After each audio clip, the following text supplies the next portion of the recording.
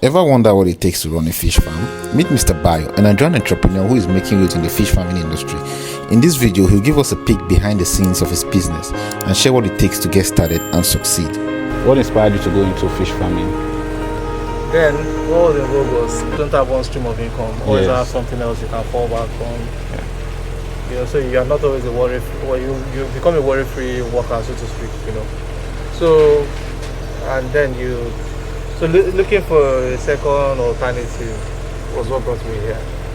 Also, I was looking for a business that would not interfere with my 8 to 5. You know, and this gave me the opportunity.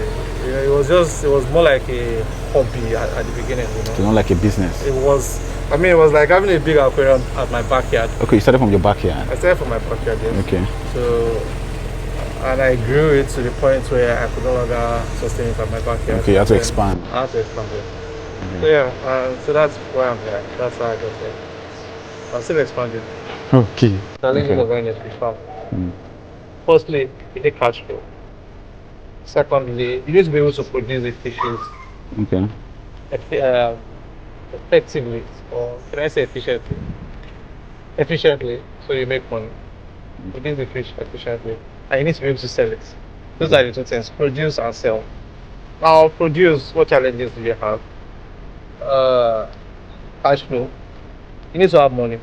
I mean, it's not like a few other businesses that you can cut corners easily and get away with it, or you don't really need money. For instance, if you're a pig farmer, you could find alternative source for feeding. This one, for instance, you can't do that.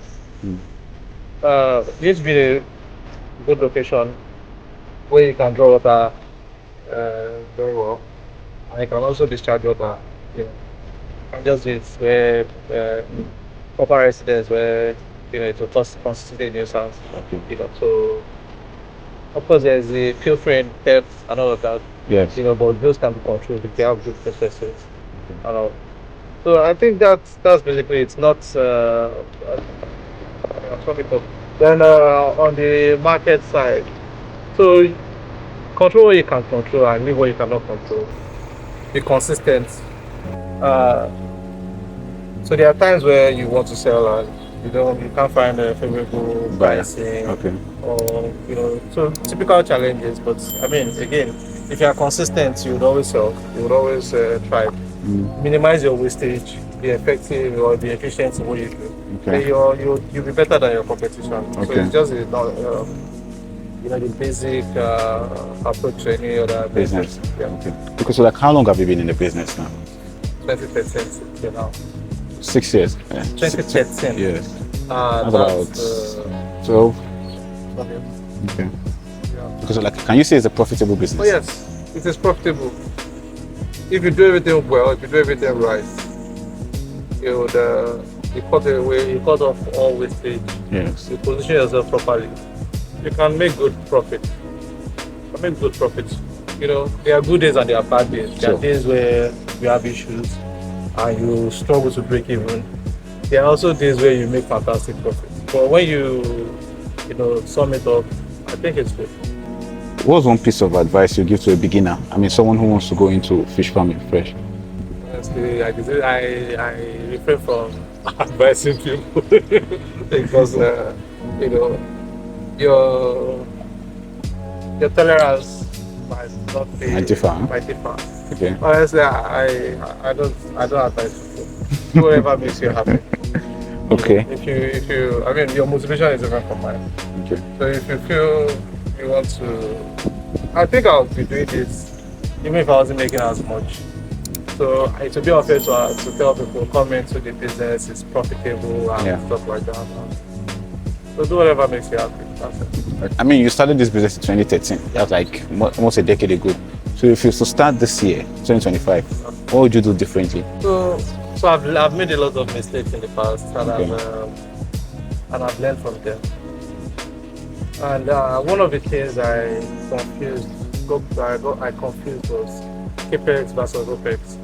Okay. You know, so there's a tendency for you to invest a lot of money on capex, the renting structure and stuff. and neglecting the fact that you need to feed to run the farm. So I would properly separate that.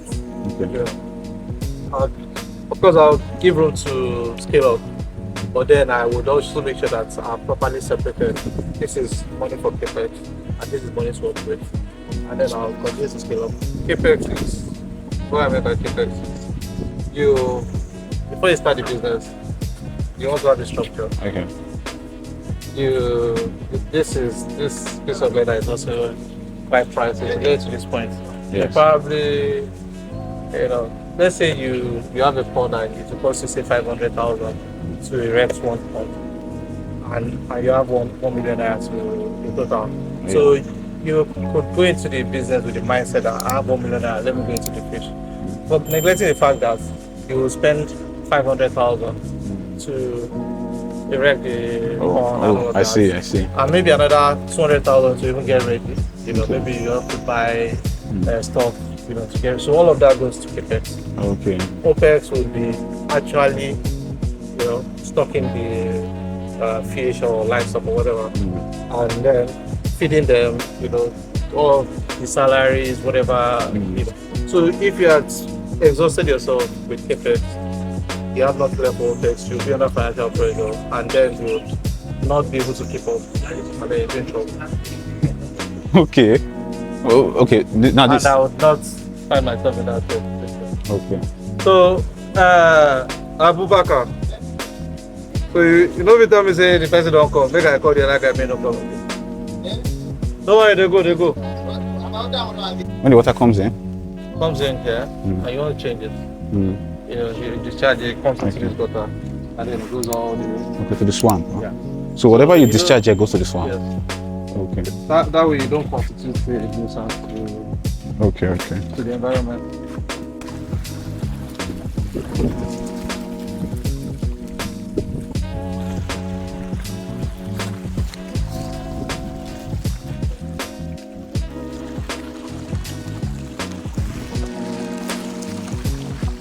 How many times a day you send the feeding? 2 times. Just the shakara there like this, so you are not feeding them now. You buying fish from fingerlings, Okay. you buy juvenile, so from that juvenile, they go up to table size or melodge. So that melodge is 3 months. Okay. Table size is 6 months. So when they're small, they are still used to cost. If they are growing, the price will reduce. The feed will be reduced. Okay, so the small ones, their feed is smaller than this one. So that is.